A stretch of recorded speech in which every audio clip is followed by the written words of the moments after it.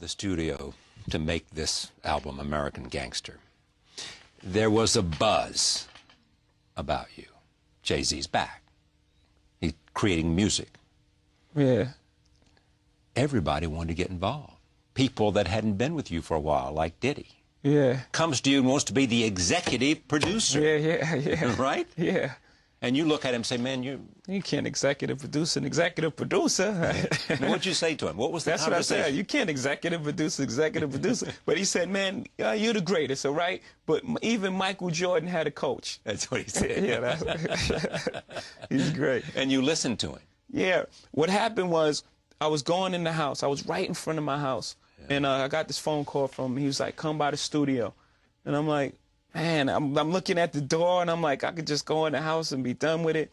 You know, but I'm one of them people that believe everything happens for a reason. Right. He called me. He's never called me to come to the studio before. Not ever in your life? Mm-mm. So I pull away from my house. I head over to the studio. I get there. He's playing all these lush samples and all this 70s soul music, which relates straight to the movie, because that's the backdrop for this album that I made is set against these soul samples, you know, these things that I've heard growing up. So he's playing all these records, and they're amazing. And I'm like, what are you doing? So I'm putting the Hitman back together. You know, he got LV and Sean C., you know, his whole group. Right. And I'm like, but what are you doing all this type of music? Because it was the music that I needed. It was the exact music that, I envisioned in my mind. And he was like, man, I have nobody to give it to. You know, Biggie's not here, and I can't give these to just anybody. And I was like, well, he thought somebody who had Biggie's power needed it. Yeah.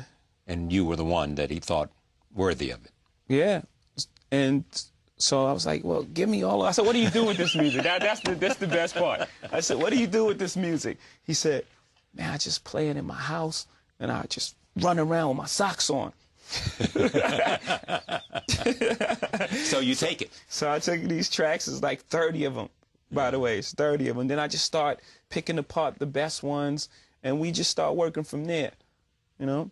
He didn't executive produce the album, but he was right there. I gave him associate producer credit, you know, and he was very instrumental in the album because he made the foundation to which all the other producers produce into. Because, you know, I would play it for the producer and say, it has to fit in this. It has to sound like this. Sonically, it has to have this sound on it.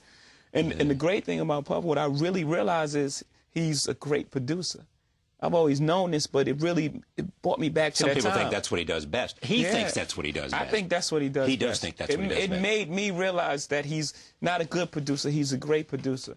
And he's produced Ready to Die and Life After Death and Mary J. Blige's album, Jodeci's album. And, you know, I start getting these tracks back, and I'm like, who's doing this? Like, you know, like and he's a director. He's like, it's like Motown over there in my studio. I got horn sessions. I mean, the things that he added after the lyrics was on it. You had to hear the bare tracks. The bare tracks were great tracks, but what he added after it made it a movie and made it complete. And what was the relevance of Big? Because you and I can talk about him, and I know a bit about him, but what was his...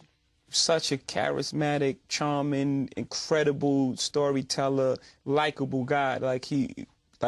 He's forever loved by hip-hop. That's it. It's Biggie. Because? It's just the way he was. His honesty, his brutal honesty, you know, black and ugly as ever. However, I stay Coochie down to the socks. You know, like he can do that. Like a Richard Pryor he was in that way, where he can make fun of himself, you know, and he was just such a charismatic person. And we've had that in common for a while, but we always was competitive with each other as well. In every way, in fashion and music. Music. We all in the same business. Role. We're all in the same field. So we competitive, but friendly competitors even along the way. Like when he won a fashion award, you know, I sent him the presents. So we would send each other presents and things like that. Him? I would do stuff like I'll send him cigars and Patron on the red carpet. I make sure when he got on the red carpet, you know, somebody came and gave him some, you know, fresh Cuban cigars. No, I'm not trying to show him up. Really, but you're not trying to top him in toys either, are you? No. We more so just being competitive. Not even so I'm better than you, just better moves, like the execution of something. You know?